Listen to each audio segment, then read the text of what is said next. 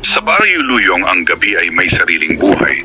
Ang hangin ay dumadaan sa pagitan ng mga punong niyog at kawayan na tila may dalang lihim mula sa mga nakalipas na panahon. Ang lupa ay matagal nang sinasaka ng mga taong ang paniniwala ay nakaugat sa karanasan at hindi sa sabi-sabi. Ngunit may isang paniniwala na nananatiling buhay sa puso ng marami. Ang paniniwalang ang itim na pusa ay malas. Sa baryong iyon nakatira si Mang Nestor, isa siyang tahimik na lalaki na kilala sa pagiging matiyaga at matapang. Ang kanyang mukha ay bakas ang mga taon ng pagsusumikap sa ilalim ng araw. Ang kanyang mga kamay ay matigas na tila kahoy dahil sa walang tigil na paggawa. Ngunit higit sa lahat siya ay kilala sa baryo bilang isang magaling na tagapag-alaga ng manok panabong. Ang kanyang maliit na bakuran ay puno ng mga kulungan. Bawat kulungan ay may lamang manok na may kanya-kanyang tikas at lakas. Ang mga manok na iyon ay hindi lamang alaga kundi bahagi ng kanyang buhay. Ang bawat isa ay bunga ng kanyang tiyaga at pananalig. Ang bawat panalo ng kanyang manok ay nagbibigay sa kanya ng dangal at kabuhayan. Ngunit sa kabila ng kanyang husay may isang bagay na kulang. Sa mga huling buwan ang kanyang mga manok ay tila nawala ng dating lakas. Ang mga ito ay natatalo sa laban. Ang dating sigla ay tila naglaho na parang usok na tinangay ng hangin. Ang kanyang pangalan na minsang kinatatakutan sa sabungan ay unti-unting nalilimutan. Isang gabi habang ang buwan ay nakabitin sa kalangitan, si Mang Nestor ay nakaupo sa harap ng kanyang bahay. Tahimik ang paligid, tanging ang huni ng kuliglig ang maririnig. Ang kanyang isip ay puno ng pag-aalala. Iniisip niya kung paano niya maibabalik ang dating lakas ng kanyang mga manok. Habang siya ay nakatingin sa dilim, may isang aninong gumalaw sa gilid ng kanyang bakuran. Ito ay mabagal na lumapit. Ang anino ay naging malinaw sa liwanag ng buwan. Isa itong itim na pusa. Ang balahibo nito ay kasing itim ng gabi. Ang mga mata nito ay kumikislap na tila may sariling liwanag. Hindi ito mukhang gutom o sugatan. Ito ay matikas at kalmado. Ito ay tumigil sa harap ni Mang Nestor at tumingin sa kanya. Sa baryo ang ganitong tanawin ay itinuturing na babala. Marami ang naniniwala na ang itim na pusa ay nagdadala ng malas. Ito ay tanda ng kapahamakan. Ito ay tanda ng pagkatalo. Ngunit si Mang Nestor ay hindi kumilos. Hindi siya natakot. Sa halip siya ay tumingin pabalik sa pusa. May kung anong kakaibang pakiramdam sa kanyang dibdib. Hindi ito takot. Ito ay tila pagkilala. Ang pusa ay dahan-dahang lumapit. Ito ay umupo malapit sa kanyang paanan. Hindi ito nag-ingay. Hindi ito nagpakita ng anumang galit o takot. Ito ay nanatili lamang doon na tila naghihintay. Ang hangin ay biglang tumahimik. Ang gabi ay tila huminto sa paghinga. Sa sandaling iyon naramdaman ni Mang Nestor na ang presensya ng pusa ay hindi pangkaraniwan. Hindi niya ito itinaboy. Hindi niya ito tinakot. Sa halip siya ay nanatili lamang sa kanyang kinauupuan. Ang kanyang mga mata ay hindi umalis sa pusa. Maya-maya ang pusa ay tumayo at naglakad patungo sa mga kulungan ng manok. Ito ay huminto sa harap ng isang kulungan. Ang kulungan na iyon ay may lamang isang tandang na minsan nang nanalo ngunit kamakailan ay sunod-sunod ang pagkatalo. Ang pusa ay tumingin sa tandang. Ang tandang ay hindi umatake. Hindi ito nagpakita ng galit. Sa halip ito ay tumingin lamang pabalik sa pusa na tila nauunawaan ang presensya nito. Isang malamig na hangin ang dumaan. Ang mga dahon ay bahagyang gumalaw. Ang mga bituin ay tila mas luminaw sa kalangitan. Si Mang Nestor ay nakaramdam ng kakaibang katahimikan. Ang kanyang dibdib na matagal ng mabigat ay tila gumaan. Hindi niya maipaliwanag kung bakit. Ngunit sa kanyang puso may isang pakiramdam na nagsasabing ang gabing iyon ay simula ng pagbabago. Ang pusa ay muling tumingin sa kanya. Ang mga mata nito ay may lalim na tila nagtatago ng lihim na hindi kayang ipaliwanag ng isip ng tao. Pagkatapos ay ito ay umupo sa tabi ng kulungan ng tandang at nanatili doon na tila isang bantay na hindi natitinag ng dilim. Si Mang Nestor ay hindi umalis sa kanyang kinauupuan. Siya ay nanatili roon hanggang ang gabi ay unti-unting nagbigay daan sa umaga. Sa pagsikat ng unang liwanag ng araw ang Baryo Luyong ay tila hindi nagbago. Ngunit sa puso ni Mang Nestor may isang bagay na nagsimula. Isang bagay na hindi niya palubos na uunawaan, ngunit alam niyang magbabago sa kanyang kapalaran. At sa tabi ng kanyang kulungan, ang itim na pusa ay nanatili, tahimik, mapagmasid, at tila naghihintay ng tamang sandali. Sa pagdating ng umaga, ang Baryo Luyong ay muling nabuhay sa ilalim ng araw. Ang liwanag ay dahan-dahang kumalat sa mga bubong na yari sa pawid at yero. Ang mga tandang ay sabay-sabay na tumilaok na tila nagpapaalala sa lahat na ang panibagong araw ay nagsimula na. Si Mang Nestor ay bumangon mula sa kanyang kinauupuan sa harap ng bahay. Ang kanyang likod ay mabigat dahil sa magdamag na hindi paggalaw. Ngunit ang kanyang isip ay malinaw. Ang alaala ng itim na pusa ay sariwa sa kanyang kamalayan. Agad niyang ibinaling ang kanyang paningin sa kulungan ng tandang. Ang pusa ay naroon pa rin. Ito ay nakaupo sa tabi ng kulungan na tila isang bantay na hindi napapagod. Ang balahibo nito ay kumikislap sa ilalim ng sikat ng araw. Ang mga mata nito ay nakapirmi sa paligid na tila binabantayan ang bawat galaw. Si Mang Nestor ay dahan-dahang lumapit. Ang kanyang mga hakbang ay maingat. Hindi niya nais gambalain ang kakaibang katahimikan na bumabalot sa sandaling iyon. Ang tandang sa loob ng kulungan ay nakatayo. Ang katawan nito ay tuwid. Ang ulo nito ay mataas. Ang mga mata nito ay malinaw. Ito ay iba sa tandang na kanyang nakita kahapon. Ang dating panghihina ay tila nawala. Si Mang Nestor ay tumigil sa harap ng kulungan. Ang kanyang dibdib ay unti-unting bumilis ang tibok. May kung anong nagbago. May kung anong hindi maipaliwanag ng kanyang isip, ngunit malinaw sa kanyang paningin. Ang pusa ay tumingin sa kanya. Walang galit sa mga mata nito. Walang takot. Tanging katahimikan at lalim na tila may dalang mensahe. Hindi nagsalita si Mang Nestor. Sa halip siya ay lumuhod sa tabi ng kulungan. Ang kanyang mga mata ay nakatuon sa tandang. Ang kanyang kamay ay dahan-dahang lumapit sa kawayan na nagsisilbing harang. Ang tandang ay hindi umatras, hindi ito natakot. Sa halip ito ay lumapit sa kanyang kamay na tila kinikilala ang kanyang presensya. Ang sandaling iyon ay nagbigay kay Mang Nestor ng kakaibang pag-asa. Ang pakiramdam na matagal nang nawala ay muling nagising sa kanyang puso. Ang pusa ay tumayo at naglakad sa paligid ng kulungan. Ang mga hakbang nito ay mabagal at tiyak. Ito ay tila sinusuri ang bawat sulok. Tila tinitiyak na ang lahat ay nasa tamang ayos. Sa baryo, ang mga tao ay nagsimula ng gumising. Ang mga pintuan ay bumukas. Ang mga yabag ay narinig sa lupa. Ang mga tinig ay muling pumuno sa hangin. Ngunit sa bakuran ni Mang Nestor, ang katahimikan ay nanatili. Ang sandaling iyon ay tila hiwalay sa karaniwang daloy ng oras. Si Mang Nestor ay tumayo.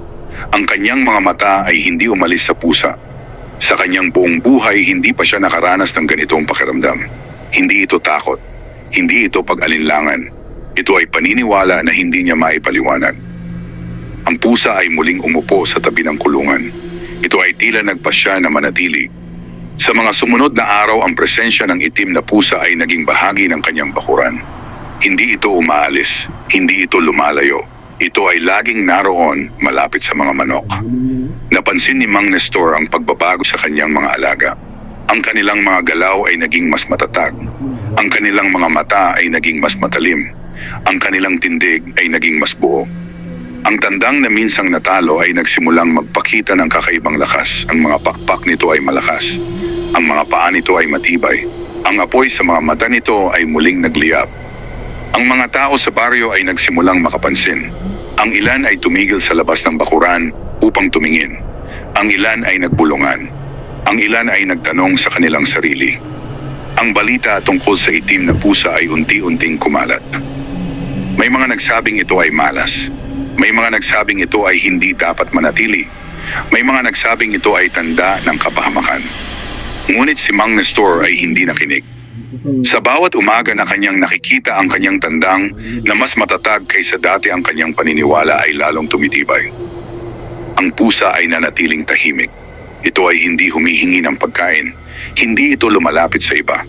Ito ay nananatili lamang sa tabi ng mga kulungan na tila may tungkulin na hindi nakikita ng karaniwang mata. Isang umaga, habang ang araw ay sumisikat, si Mang Nestor ay tumayo sa gitna ng kanyang bakuran. Ang hangin ay banayad. Ang paligid ay payapa. Ang pusa ay nakaupo sa tabi ng tandang na minsang natalo, ngunit ngayon ay tila handa na muling lumaban. Sa sandaling iyon, si Mang Nestor ay nakaramdam ng matinding katiyakan. May magbabago. At ang pagbabago ay nagsimula na. Ang mga araw sa Baryo Luyong ay nagpatuloy tulad ng dating, ngunit para kay Mang Nestor, ang bawat umaga ay may bagong kahulugan. Ang kanyang bakuran na minsang puno ng pag-aalala ay naging lugar ng tahimik na pananalig. At sa gitna ng katahimikang iyon, ang itim na pusa ay nanatiling bantay na hindi napapagod. Ang tandang na minsang naging dahilan ng kanyang pagkabigo ay tuluyan ng nagbago. Ang tindig nito ay matatag. Ang mga galaw nito ay tiyak. Ang mga mata nito ay naglalaman ng apoy na matagal nang nawala. Sa bawat araw na lumilipas ito ay lalo pang lumalakas. Ang kanyang mga pakpak ay pumapalo sa hangin na may lakas. Ang kanyang mga paa ay matatag na nakatapak sa lupa. Ang kanyang presensya ay muling nagdala ng pag-asa sa puso ni Mang Nestor. Ang itim na pusa ay laging naroon. Ito ay nakaupo sa tabi ng kulungan. Hindi ito gumagawa ng ingay. Hindi ito umaalis. Ang mga mata nito ay laging nakamasid na tila may binabantayang hindi nakikita ng iba. May mga pagkakataon na ang pusa ay tumitingin sa tandang ng matagal. Sa mga sandaling iyon, ang tandang ay tumitigil. Ang dalawa ay tila nagkakaunawaan sa paraang hindi kayang ipaliwanag ng isip ng tao. Isang hapon habang ang araw ay papalubog, si Mang Nestor ay nakaupo sa ilalim ng puno ng niyog. Ang kanyang mga mata ay nakatuon sa kanyang alagang tandang. Ang kanyang puso ay puno ng katahimikan na matagal niyang hindi naramdaman. Naalala niya ang mga araw ng kanyang pagkatalo, ang mga sandali ng kahihiyan sa sabungan, ang mga tingin ng ibang tao na puno ng pagdududa. Ngunit ngayon ang lahat ay tila unti-unting naglalaho. Ang itim na pusa ay lumapit sa tandang. Ito ay umupo sa harap nito. Ang hangin ay biglang naging banayad. Ang paligid ay tila huminto. Ang tandang ay hindi gumalaw. Ito ay nanatiling nakatayo na tila tumatanggap ng presensya ng pusa. Sa sandaling iyon, naramdaman ni Mang Nestor ang kakaibang lakas sa kanyang paligid. Ang kanyang dibdib ay bumilis ang tibok. Ang kanyang paghinga ay naging mabigat. Ngunit hindi ito takot. Ito ay pakiramdam ng isang bagay na mas malalim. Isang bagay na hindi nakikita ngunit nararamdaman. Lumipas ang mga araw at ang balita tungkol sa pagbabago ng tandang ni Mang Nestor ay kumalat sa baryo. Ang mga tao ay nagsimulang mag-usap-usap, ang ilan ay nagduda, ang ilan ay nagtaka. May mga dumaan sa kanyang bakuran upang makita ang tandang. Ang kanilang mga mata ay puno ng pagtataka. Ngunit ang kanilang mga tingin ay napunta rin sa itim na pusa. Ang ilan ay umatras, ang ilan ay nag-iwas ng tingin. Ang ilan ay nagbulong ng mga salitang puno ng takot. Sa baryo, ang itim na pusa ay nananatiling simbolo ng malas. Ito ay nilalayuan. Ito ay iniiwasan. Ngunit kay Mang Nestor, ang pusa ay naging bahagi ng kanyang araw. Hindi niya ito itinaboy. Hindi niya ito sinaktan. Sa halip, hinayaan niya itong manatili. Sa bawat araw na nakikita niya ang lakas ng kanyang tandang, ang kanyang paniniwala ay lalong tumitibay. Isang umaga ang kanyang matandang kaibigan na si Mang Isko ay dumaan sa kanyang bakuran.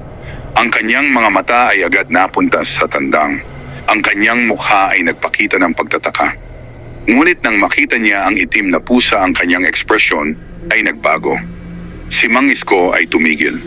Ang kanyang mga mata ay nanatili sa pusa. Ang kanyang dibdib ay tila bumigat. Si Mang Nestor ay hindi nagsalita. Siya ay nanatiling nakatingin sa kanyang alaga. Ang hangin ay muling naging tahimik. Ang pusa ay hindi gumalaw. Ito ay nanatiling nakaupo na tila walang pakialam sa presensya ng ibang tao. Ngunit ang presensya nito ay sapat upang baguhin ang pakiramdam ng paligid. Si Mang Isko ay dahan-dahang umatras. Ang kanyang mga mata ay hindi umalis sa pusa. Sa sandaling iyon, si Mang Nestor ay nakaramdam ng isang bagay na malinaw sa kanyang puso. Ang itim na pusa ay hindi malas. Ito ay naroon para sa isang dahilan. Ang dahilan na iyon ay unti-unti nang nahahayag. Ang balita tungkol sa tandang ni Mang Nestor ay patuloy na kumalat sa Baryo Luyong. Ang mga tao ay nagsimulang magbigay pansin sa bakuran na dati ay kanilang binabaliwala. Ang mga yabag na dumaraan sa kanyang bahay ay dumami. Ang mga mata ng baryo ay unti-unting bumaling sa kanya. Ngunit kasabay ng atensyon ay ang pagdududa. Ang mga bulong ay kumalat na parang hangin na dumadaan sa pagitan ng mga bahay. Ang itim na pusa ay naging sentro ng kanilang usapan. Sa kanilang paniniwala, ito ay hindi dapat naroon. Ito ay hindi dapat manatili. Si Mang Nestor ay nanatiling tahimik. Hindi niya pinansin ang kanilang mga tingin. Hindi niya pinakinggan ang kanilang mga bulong. Ang kanyang buong pansin ay nasa kanyang alagang tandang at sa katahimikan na dulot ng presensya ng pusa. Ang tandang ay patuloy na lumakas. Sa bawat umaga ito ay tumitilaok na may lakas na tila naghahayag ng pagbabalik ng kanyang dangal. Ang kanyang mga galaw ay puno ng tiwala. Ang kanyang presensya ay muling naging matatag. Ang itim na pusa ay laging naroon sa tabi nito. Ang mga mata nito ay nakamasid sa paligid. Ito ay tila may tungkulin na hindi nauunawaan ng iba. Isang araw habang ang araw ay mataas sa langit, isang lalaki ang dumating sa bakuran ni Mang Nestor. Siya ay si Mang Ramon. Isa siyang kilalang sabungero sa baryo. Ang kanyang pangalan ay matagal nang kinatatakutan sa sabungan. Ang kanyang mga mata ay matalim. Ang kanyang tindig ay puno ng kumpiyansa. Siya ay lumapit sa kulungan at tumingin sa tandang ni Mang Nestor. Ang tandang ay tumayo ng tuwid. Ang mga mata nito ay hindi umiwas. Ang hangin sa pagitan nila ay tila naging mabigat. Ngunit ang pansin ni Mang Ramon ay napunta sa itim na pusa. Ang kanyang mukha ay nagbago. Ang kumpiyansa ay napalitan ng pagdududa. Ang kanyang mga mata ay nanatili sa pusa na tila sinusubukang unawain ang presensya nito. Ang pusa ay hindi gumalaw. Ito ay nanatiling nakaupo. Ang mga mata nito ay kalmado. Ang sandaling iyon ay naging tahimik. Sa baryo, ang mga ganitong sandali ay bihira. Ang dalawang presensya na parehong matatag ay nagtagpo sa isang lugar. Si Mang Ramon ay dahan-dahang umatras. Ang kanyang isip ay puno ng tanong na hindi niya masagot. Si Mang Nestor ay nanatiling tahimik. Ang kanyang puso ay kalmado. Hindi niya kailangan ng paliwanag. Sa kanyang dibdib may isang katiyakan na patuloy na lumalakas. Ang mga araw ay lumipas at ang anyo ng kanyang tandang ay lalong naging matatag. Ang mga balahibo nito ay kumintab sa ilalim ng araw. Ang mga galaw nito ay puno ng lakas na tila hindi nauubos. Ang itim na pusa ay nanatiling malapit. Ito ay hindi lumalayo. Ito ay laging naroon sa tabi ng tandang. Sa bawat gabi ito ay nakaupo sa ilalim ng liwanag ng buwan. Ang mga mata nito ay kumikislap na tila may binabantayan na hindi nakikita ng karaniwang mata. Isang gabi habang ang baryo ay natutulog si Mang Nestor ay lumabas ng kanyang bahay. Ang hangin ay malamig. Ang paligid ay tahimik. Ang pusa ay nakaupo sa tabi ng kulungan. Ang tandang ay natutulog sa loob. Ang gabi ay tila payapa. Ngunit sa puso ni Mang Nestor may pakiramdam na may darating na pagbabago. Hindi niya alam kung kailan. Hindi niya alam kung paano. Ngunit alam niya na ang kanyang buhay ay hindi na magiging katulad ng dati. At sa katahimikan ng gabing iyon, ang itim na pusa ay nanatiling gising. Nagbabantay. Naghihintay. Ang mga sumunod na araw ay nagdala ng mabigat na pakiramdam sa Baryo Luyong. Ang hangin ay tila may dalang bulong na hindi marinig ngunit nararamdaman. Ang mga mata ng mga tao ay puno ng pag-aabang. May darating na laban sa sabungan. At ang pangalan ni Mang Nestor ay muling nabanggit. Matagal na panahon ang lumipas mula nang huli siyang lumaban. Ang kanyang mga nakaraang pagkatalo ay nagdulot ng pagdududa sa marami. Ngunit ngayon ang balita tungkol sa kanyang tandang ay kumalat. Ang mga tao ay nagsimulang magtanong kung ang dating lakas ni Mang Nestor ay muling babalik. Sa kanyang bakuran, ang tandang ay patuloy na nagpapakita ng kakaibang tibay. Ang bawat galaw nito ay puno ng lakas. Ang bawat hakbang nito ay matatag. Ang apoy sa mga mata nito ay hindi nawala. Ang itim na pusa ay nanatiling malapit. Ito ay tila naging anino ng tandang. Sa bawat galaw ng tandang, ang pusa ay naroon, tahimik, mapagmasid, hindi natitinag.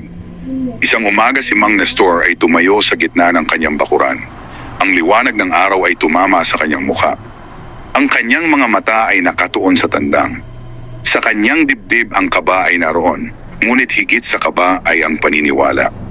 Alam niya na ang sandali ng pagbabalik ay malapit na. Ang mga tao sa baryo ay nagsimulang dumaan sa kanyang bahay. Ang kanilang mga mata ay puno ng pag-uusisa. Ang ilan ay tumigil upang tumingin. Ang ilan ay nagbulungan. Ngunit si Mang Nestor ay hindi nagsalita.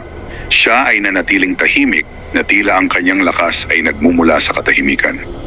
Ang itim na pusa ay umupo sa tabi ng tandang. Ang mga mata nito ay nakamasid sa paligid. Ito ay tila may alam na hindi pa nalalaman ng iba. Sa bawat gabi bago matulog si Mang Nestor ay lumalabas ng kanyang bahay. Siya ay tumitingin sa tandang at sa pusa. Sa mga sandaling iyon ang kanyang puso ay napupuno ng kakaibang kapayapaan. Ang kanyang mga pag-aalala ay unti-unting nawawala. Ang kanyang pagdududa ay napapalitan ng katiyakan. Isang gabi habang ang buwan ay maliwanag, ang tandang ay tumayo sa loob ng kulungan. Ito ay tumilaok na may lakas na tila naghahayag ng pagbabalik ng kanyang dangal. Ang itim na pusa ay nakaupo sa harap nito. Ang mga mata nito ay kumikislap sa liwanag ng buwan. Si Mang Nestor ay nakatayo sa di kalayuan. Ang kanyang dibdib ay bumilis ang tibok. Ang sandaling iyon ay tila may kahulugan na higit pa sa karaniwan. Hindi niya maipaliwanag ngunit naramdaman niya na ang tandang ay handa na. Handa na itong muling harapin ang laban. Ang hangin ay dumaan sa kanyang balat. Ang gabi ay tila nagbigay ng tahimik na basbas. Sa kanyang puso si Mang Nestor ay gumawa ng pasya. Siya ay babalik sa sabungan. Hindi para patunayan ang kanyang sarili sa iba kundi upang tuparin ang paniniwala na muling nabuhay sa kanyang dibdib. At sa tabi ng kulungan ang itim na pusa ay nanatiling nakaupo. Tahimik, matatag, at tila handang samahan siya sa darating na kapalaran. Ang umaga ng pasya ay dumating na may dalang kakaibang katahimikan. Ang Baryo Luyong ay tila naghintay ng isang bagay na matagal nang hindi nangyayari. Ang pangalan ni Mang Nestor ay muling binigkas ng mga labi ng mga tao. Ang kanyang pagbabalik sa sabungan ay naging usapan sa bawat sulok ng baryo. Sa kanyang bakuran ang tandang ay nakatayo na tila nauunawa ng darating na sandali. Ang tindig nito ay matatag. Ang mga mata nito ay malinaw. Ang lakas na matagal nang nawala ay ngayon ay ganap nang bumalik. Ang itim na pusa ay nakaupo sa tabi ng kulungan. Ang mga mata nito ay tahimik ngunit puno ng lalim. Ito ay tila isang bantay na hindi natitinag ng alinmang puwersa. Si Mang Nestor ay lumapit sa kulungan. Ang kanyang mga kamay ay dahan-dahang humawak sa kawayan.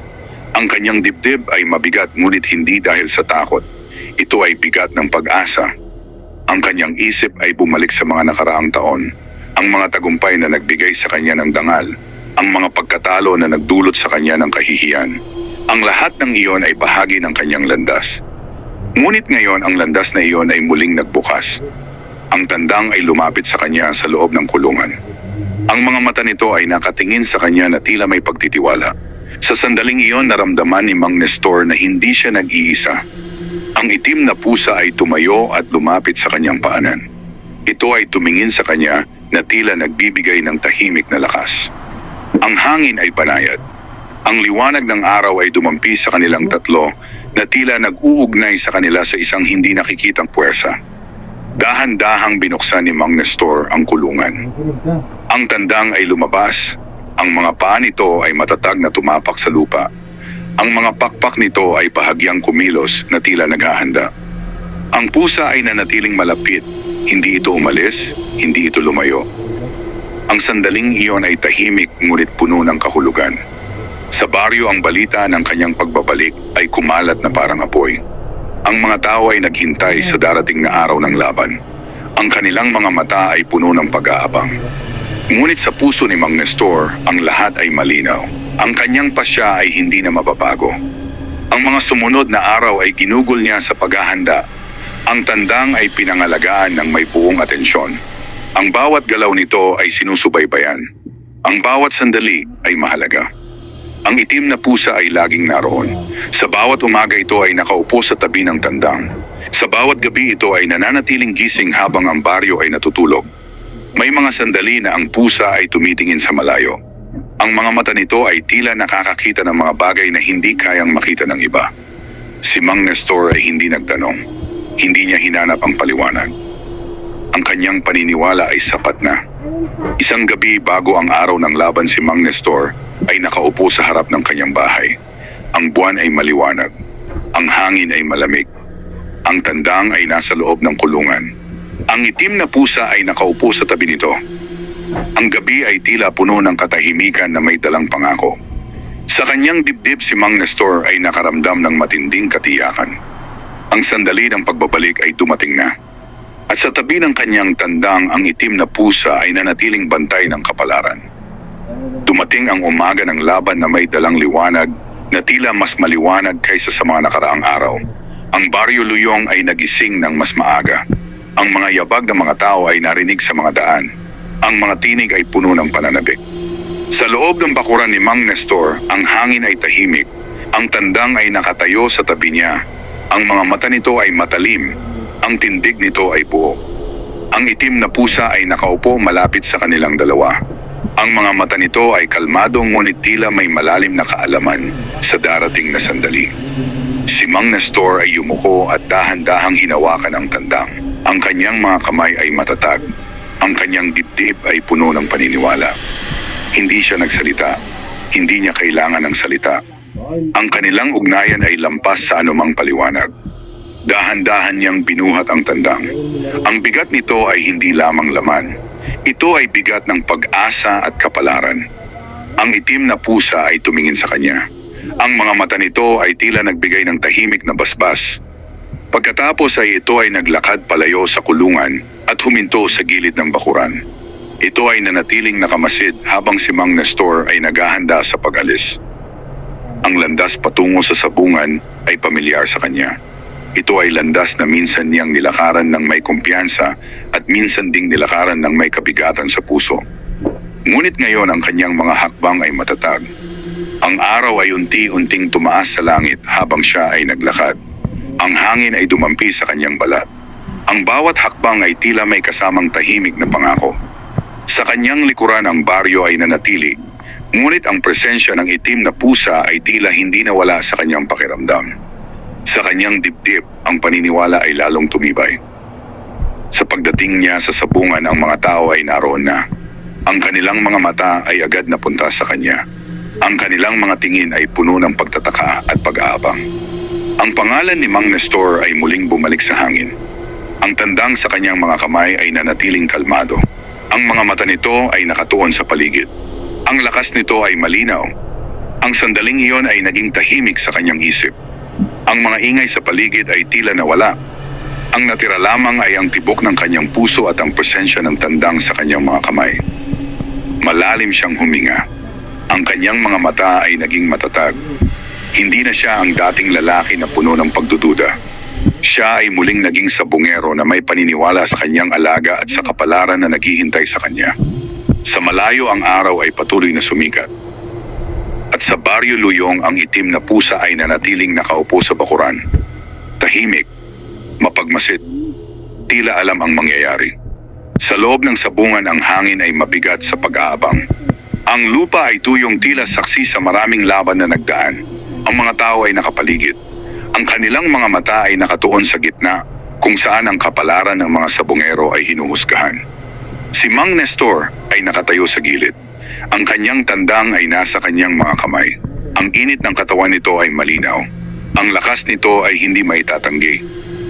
Ang kanyang kalaban ay naroon din. Isang sabungero na kilala sa baryo at sa mga karatig lugar. Ang kanyang tandang ay malaki at matikas. Ang mga balahibo nito ay kumikislap sa ilalim ng liwanag ng araw. Ang mga mata ng mga tao ay lumipat sa tandang ni Mang Nestor. Ang ilan ay nagduda, ang ilan ay naghintay. Ngunit si Mang Nestor ay nanatiling tahimik. Ang kanyang isip ay malinaw. Ang kanyang puso ay matatag. Sa kanyang dibdib naramdaman niya ang kakaibang katahimikan. Ang pakiramdam na iyon ay hindi niya naramdaman sa mga nakaraang laban. Ang tandang sa kanyang mga kamay ay gumalaw. Ang mga paa nito ay matatag. Ang ulo nito ay mataas. Ito ay handa. Sa sandaling iyon ang alaala ng itim na pusa ay pumasok sa kanyang isip. Ang mga mata nito na puno ng lalim. Ang presensya nito na tahimik ngunit matatag. Ang alaala na iyon ay nagbigay sa kanya ng lakas. Ang laban ay nagsimula. Ang dalawang tandang ay inilagay sa lupa. Ang kanilang mga mata ay nagtagpo. Ang kanilang mga katawan ay puno ng lakas. Ang unang galaw ay mabilis. Ang kanilang mga pakpak ay kumilos. Ang kanilang mga paa ay tumapak ng may puwersa. Ang tandang ni Mang Nestor ay hindi umatras. Ang bawat galaw nito ay tiyak. Ang bawat hakbang nito ay puno ng kumpiyansa. Ang mga mata nito ay matalim na tila may gabay na hindi nakikita. Ang kanyang kalaban ay umatake. Ang galaw nito ay malakas. Ang hangin ay tila napunit sa lakas ng kanilang paghaharap. Ngunit ang tandang ni Mang Nestor ay nanatiling matatag. Ito ay umiwas. Ito ay kumilos ng may bilis at talas. Ang mga tao ay nagsimulang tumahimik. Ang kanilang mga mata ay puno ng pagtataka. Ang tandang ni Mang Nestor ay nagpakita ng lakas na hindi nila inaasahan. Ang sandaling iyon ay tila huminto ang oras. Sa puso ni Mang Nestor ang paniniwala ay lalong tumibay. Ang laban ay nagpatuloy. Ang kanyang tandang ay hindi nagpakita ng takot. Hindi ito umatras. Ito ay lumaban ng may buong lakas at tiwala. Sa sandaling iyon si Mang Nestor ay nakaramdam ng malinaw na katiyakan. Ang pagbabalik na kanyang hinintay ay naroon na. At sa kanyang isip ang imahe ng itim na pusa ay nanatiling maliwanag. Tahimik na gabay sa landas ng kanyang kapalaran. Ang laban ay nagpatuloy sa gitna ng mabigat na katahimikan. Ang mga mata ng mga tao ay hindi kumukurap. Ang bawat sandali ay mahalaga. Ang bawat galaw ay may dalang kapalaran. Ang tandang ni Mang Nestor ay nanatiling matatag. Ang kanyang katawan ay kumikilos ng may bilis at talas. Ang kanyang mga mata ay malinaw na tila may nakikitang landas na hindi nakikita ng iba. Ang kanyang kalaban ay nagpakita ng lakas. Ang bawat galaw nito ay puno ng puwersa. Ang bawat hakbang nito ay may dalang banta. Ngunit ang tandang ni Mang Nestor ay hindi natinag. Ito ay umiwas sa tamang sandali. Ito ay umatake sa tamang oras. Ang bawat galaw nito ay tila ginagabayan ng hindi nakikitang kamay. Sa gilid ng sabungan si Mang Nestor ay nakatayo ng tuwid. Ang kanyang dibdib ay bumilis ang tibok, ngunit ang kanyang isip ay nanatiling malinaw. Sa kanyang puso ang paniniwala ay hindi na natitinag. Ang mga tao sa paligid ay nagsimulang makaramdam ng pagbabago. Ang kanilang mga mata ay puno ng pagtataka. Ang kanilang mga bulong ay unti-unting nawala. Ang sandali ay naging malinaw. Ang tandang ni Mang Nestor ay hindi na ang dating tandang na natalo. Ito ay muling isinilang sa lakas at dangal. Ang laban ay umabot sa sandali ng pasya. Ang dalawang tandang ay nagharap. Ang kanilang mga katawan ay pagod, ngunit ang kanilang mga mata ay nanatiling matalim. Ang hangin ay tila huminto. Sa sandaling iyon ang tandang ni Mang Nestor ay kumilos. Ang galaw nito ay mabilis. Ang lakas nito ay buo. Ang kanyang kalaban ay umatras. Ang balanse ng laban ay nagbago. Ang mga tao ay napatingin. Ang kanilang mga mukha ay puno ng pagkabigla. Ang tandang ni Mang Nestor ay nanatiling nakatayo. Ang kanyang tindig ay matatag. Ang kanyang presensya ay malinaw. Ang sandaling iyon ay naging tahimik. At sa katahimikang iyon ang katotohanan ay unti-unting nahayag. Ang tandang ni Mang Nestor ay nanaig. Ang laban ay natapos. Ang hangin ay muling gumalaw. Ang mga tinig ng mga tao ay bumalik. Ang kanilang mga mata ay puno ng hindi maipaliwanag na pagtataka. Si Mang Nestor ay nanatiling nakatayo. Ang kanyang dibdib ay puno ng damdamin na matagal nang nawala sa kanya. Hindi siya nagsalita. Hindi niya kailangan ng salita. Sa kanyang puso alam niya ang katotohanan. Ang kanyang pagbabalik ay nagsimula na. At sa kanyang isip ang imahe ng itim na pusa ay nanatiling malinaw. Tahimik na saksi sa tagumpay na kanyang natamo. Ang sandali ng tagumpay ay nanatili sa hangin na tila hindi agad mawawala. Ang sabungan na minsang naging saksi sa kanyang pagkatalo ay ngayon ay naging saksi sa kanyang pagbabalik. Ang mga mata ng mga tao ay nakatuon kay Mang Nestor. Ang kanilang mga tingin ay puno ng pagkilala. Ang tandang sa kanyang harapan ay nanatiling nakatayo. Ang kanyang katawan ay pagod, ngunit ang kanyang tindig ay buo. Ang lakas nito ay hindi na maikakaila. Si Mang Nestor ay dahan-dahang lumapit. Ang kanyang mga kamay ay umabot sa kanyang alaga. Ang init ng katawan nito ay nagbigay sa kanya ng katiyakan na ang lahat ay totoo. Ang kanyang dibdib ay pupuno ng damdamin na matagal niyang hindi naramdaman. Ang bigat na matagal niyang dinala ay unti-unting nawala. Sa kanyang isip, ang alaala ng mga nakaraang gabi ay muling bumalik. Ang katahimikan ng kanyang bakuran, ang liwanag ng buwan, at ang presensya ng itim na pusa na tahimik na nagbantay. Alam niya na ang tagumpay na iyon ay hindi lamang bunga ng lakas ng kanyang tandang. Ito ay bunga ng paniniwala na kanyang pinanghawakan. Ang mga tao sa sabungan ay patuloy na tumingin sa kanya. Ang ilan ay lumapit. Ang ilan ay nanatili sa malayo. Ngunit ang kanilang mga mata ay puno ng bagong pagtingin. Ang kanyang pangalan ay muling nabuhay sa kanilang alaala. Ngunit si Mang Nestor ay nanatiling tahimik. Ang kanyang isip ay nasa Baryo Luyong. Ang kanyang puso ay bumalik sa kanyang bakuran kung saan nagsimula ang lahat. Sa kanyang pagbabalik ang araw ay papalubog na. Ang liwanag ng hapon ay dumampi sa lupa. Ang hangin ay banayad. Ang kanyang mga hakbang ay mabagal ngunit matatag. Sa kanyang pagdating sa kanyang bakuran, ang lahat ay tahimik. Ang mga kulungan ay naroon. Ang kanyang bahay ay nanatiling matatag. At sa tabi ng kulungan, ang itim na pusa ay nakaupo. Ito ay naroon na tila hindi kailanman umalis. Ang mga mata nito ay tumingin sa kanya. Ang lalim nito ay hindi nagbago. Sa sandaling iyon, ang puso ni Mang Nestor ay napuno ng malinaw na pagkaunawa. Ang itim na pusa ay hindi malas. Ito ay mahiwaga. Ito ay naging bantay ng kanyang kapalaran. Ang tandang na minsang natalo ay muling naging matatag sa presensya nito. Ang kanyang landas na minsang nawala ay muling nabuksan. Ang gabi ay unti-unting bumaba sa Baryo Luyong. Ang mga bituin ay lumitaw sa kalangitan. Si Mang Nestor ay nanatiling nakatayo sa kanyang bakuran. Ang kanyang tandang ay nasa kanyang tabi. Ang itim na pusa ay nakaupo sa kanilang harapan.